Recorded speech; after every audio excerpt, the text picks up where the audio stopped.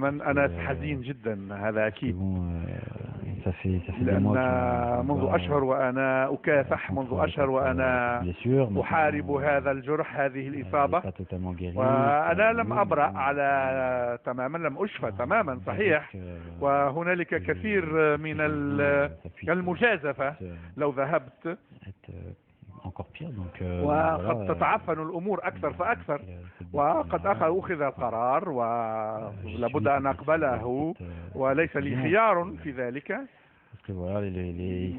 هم يعرفون ماذا يفعلون، هم أطباء، والطبيب أعطى رأيه بصفة نهائية على إصابتي، وهنالك كثير من المجازفة لو ذهبت، وقد ربما قد أصاب وتصبح الأمور معقدة أكثر فأكثر. مراد، لقد رأينا كثير من الحزن حتى على وجه رئيس الاتحاد عندما أعلمك بذلك، وحتى في المجموعة الذين تأثروا، الزملاء الذين تأثروا كثيا، ونحن أيضا الصحفيون لقد تأثرنا كثيرا بهذا الخبر.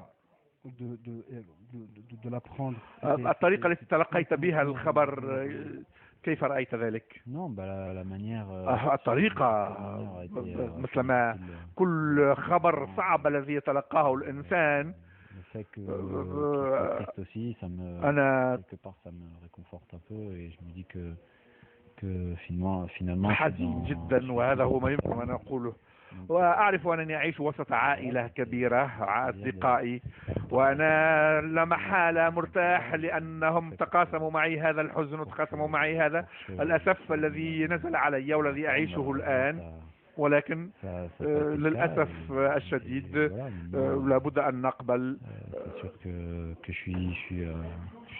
أنا حزين أقولها مرة أخرى، ولكن الحياة تتواصل، وأتمنى أن تتواصل، وأتمنى أن نترشح إلى الدور الثاني. الآن مراد سوف نحاول أن نطوي هذه الصفحة ونتكلم عن المستقبل. الآن سوف تجري العملية الجراحية؟ أكيد، هذا أكيد، بأن الأمر يتطلب ذلك، وهذا ما كان يجب أن نفعله.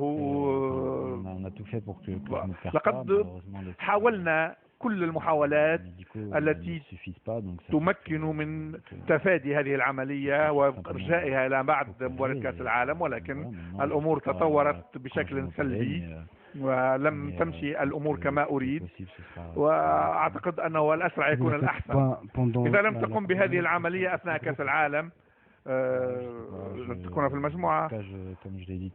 مثل ما قلت لك منذ حين، أنا جسمانيا لن أكون معهم، ولكن بقلبي أنا معهم، أنا مع المجموعة. شكرا جزيلا مراد. إذن كان معنا مراد مغني معز، الطاقم الطبي إذن في المنتخب الجزائري لكرة القدم، اتخذ قراره.